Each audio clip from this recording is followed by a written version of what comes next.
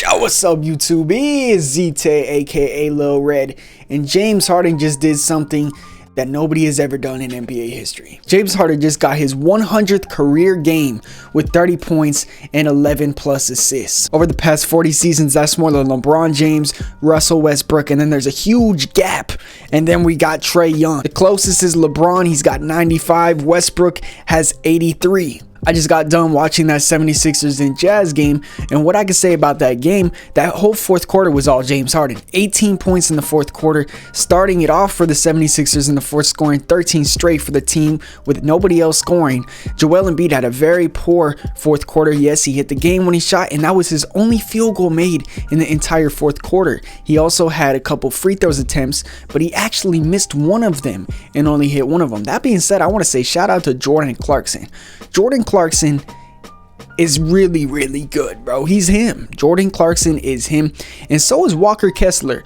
If I'm the Jazz, especially with Lauri Markkanen out, I'm happy with that performance they got. And it's a question mark I can see for the 76ers because they were up by 20 points early on in the game. And if people are considering them a contender, then the Sixers have to do a better job with keeping leads, because every single time they have a lead, they blow it. It's like a pattern. I also noticed that Shake Milton, DeAnthony Melton, who are two pretty good, they're pretty good role players, especially for the Sixers because they can shoot the ball. Sometimes they go play a little bit too fast, and you know James Harden has the control of the pace. Every time Harden is in the game, he controls that offense. He controls the entire pace. They look so much smoother and more in control. But as soon as he goes out the game, that's when it gets, kind of sloppy a little bit, especially with Tyrese. Sometimes Tyrese goes a little bit too fast in transition. That being said, Tyrese Maxey's a really improved shooter, in my opinion. I don't even think he was shooting that good last year. Yes, he was a shooter. He was more of a slasher last year. He just keeps getting better at shooting. PJ, if he could hit those one corner threes per game, because that's literally the only shot he could take, that's going to help him out a little bit. I don't think that's too much of a factor. He just gives him so much defensively, doesn't matter. Now, we can talk about the 76ers bench. If they want to be a title contender, can they win with Montrezl Harrell as their backup big?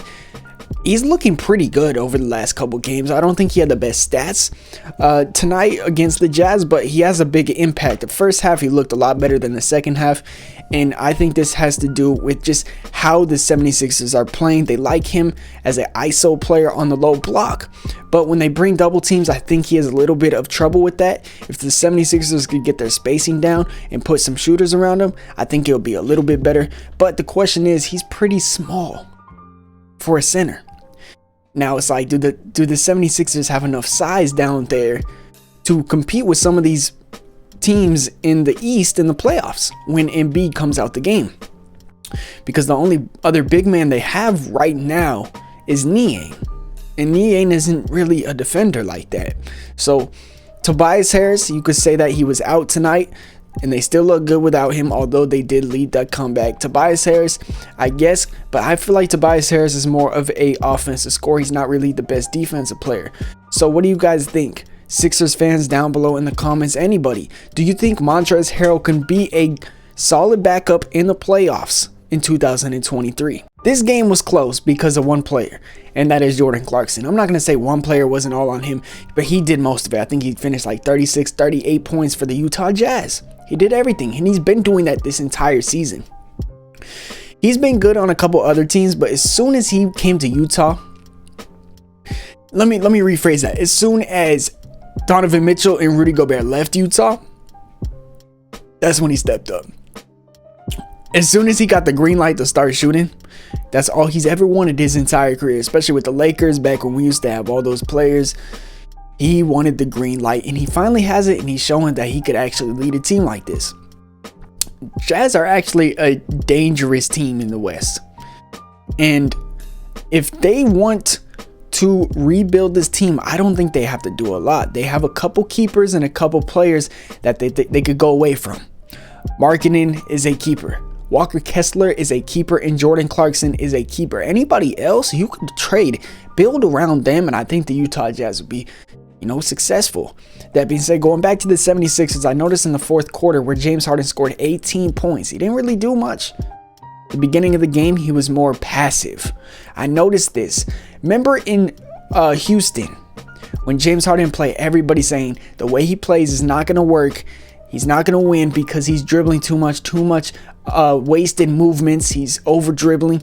I notice now he does not do that no more. His scoring is down. He does not take as much shots anymore.